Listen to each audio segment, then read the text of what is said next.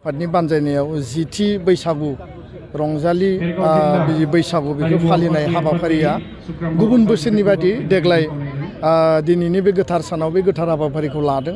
आरो बेबायदियैनो जिल्लानि सिङाव थानाय जोंनि गुबुन गुबुन माहारियारि आफादनि दैदेनगिरि बैसोआव देरसिन गेदेमा मानाव गेदेर बिथांमोनखौ हांख्रायदों आरो गासै जोंनि रायजो राजा दखरा आफादनि बिबानगिरि आरो मोसाखावरिफोर बेयाव बाहागो लादों गोबां माने मोनसे मोजां थासारि आरो माहारिनि जिहेतु बे फोरबो बेखौ गारनानै बर' हारि दानाया मालाबाबो आबुं जाया आरो बैसागुआ जोंनि जिउजों जोंनि थांना थानायजों सोमोन्दो थानाय मोनसे रंजाथाइ फोरबो आरो बे सोदोमस्रि आरो जोंनि हारिमुखौ जेब्लाबो गोजोर खालामबोदों। दुलाराय बर' फरायसा आफादा माहारियारि आफाद हिसाबै बैसागु रंजानायनि गेजेरजों माहारिनि गेजेराव खौसेथि अनलायनाय आरो जोंनि गेजेराव बिदा फंबाय सानलायनायखौ बोरै बांहोनो हायो लोगोसे जोंनि हारिमु जोंनि जि आइडेन्टिटि जि सिनायथि बे आइडेन्टिटिनि जि सार्भाइभेल बिनि थामोनथा रैखाथिखौ बोरै जोङो मजबुत खालामनो हायो आरो बे रंजानायनि गेजेरजों बिश्व दरबाराव जोङो बैसागुखौ बोरै जोङो लांनो हायो बिनिनो मोनसे थांखि हिसाबै गासै दखरा जिल्ला आरो जोंनि दालाइ आफादफ्रा मिरु आफादा जोंहा खुंबोदों आरो बेखायनो दिनै उदालगुरि जिल्लायाबो खुंदों। आङो बयनिसिमबो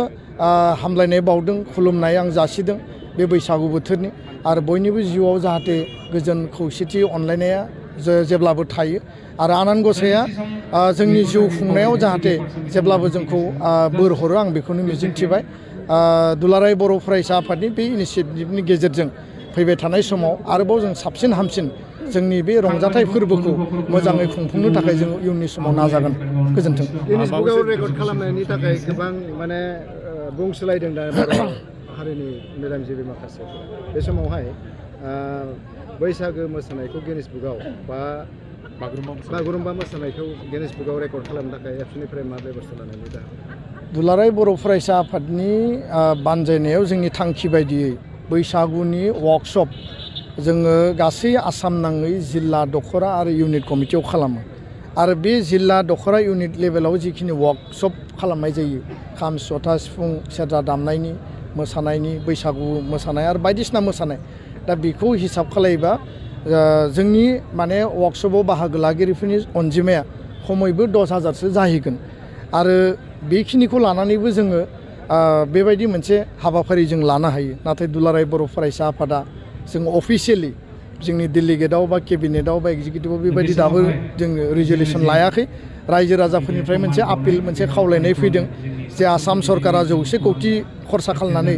11,300 मानसिखौ जुदि मोसाहोनो हादोंब्ला आरो बेजों गिनिस वर्ल्ड रेकर्ड खालामनो हादोंब्ला बर'नि बैसागु रंजानाय बैसागु मोसानाय बा बागुरुम्बा मोसानाय जायखिजाया मोनसे मोसानायखौ गिनिस वर्ल्ड रेकर्ड खालामनांगौ होननानै बयबो खावलायदों आरो बेखौनो लानानै रिफारेन्सआव जोंनि सासे दैदेनगिरिया सरकारा जुदि स्पन्सर खालायोबा जोंबो खालामनो हायो बे बाथ्राखौ बुंदों नाथाय सरकारा 100 कौटिजों जिखिनि खालामदों जोंनो माने 100 कौटिनि प्रयोजन गैया थांलाय फैलाय गाननाय जोमनायनि खरसा मोनोब्ला 10 कौटिजोंबो बेखिनि खामानिखौ मावनो हायो। दा सोरबाया खालामबानो जोंबो खालामनांगौ होननाय बाथ्रा गैया जोङो 100 किल'मिटार आर'नाइ दानानैबो जों गिनिस वर्ल्ड रेकर्ड खालामनो हायो नाथाय माहारिखौ बिश्व दरबाराव मुलुगनि दरबाराव लांनो थाखाय मालाबा नङा मालाबा नैबेबायदि माने इनिसियेटिभखौबो बैसागु मोसानायानो जा बागुरुम्बा मोसानायानो जा बा ज'है खाम दामनाय बा आलादायै सिफुं दामनायानो जा बेबायदि मोनसे हाबाफारि जोङो लानांगोन आरो होमबानिया बै बर'नि बे मोसानाय दामनाय देनाया गोजोर जानानै थागोन आरो जोङो मुलुग दरबाराव बेखौ एस्टाब्लिस खालामनो हागोन। दा बेखायनो उननि समाव जों थारैनो सानगोन आरो रायजो राजाया आशीर्बाद खालायोबा थारैनो बे हाबाफारिखौ दुलाराय बर' फरायसा आफाद बर' थुनलाइ आफाद आरो जों ज' लोगो नांनानै मावफुंनो हागोन होननानै आंहा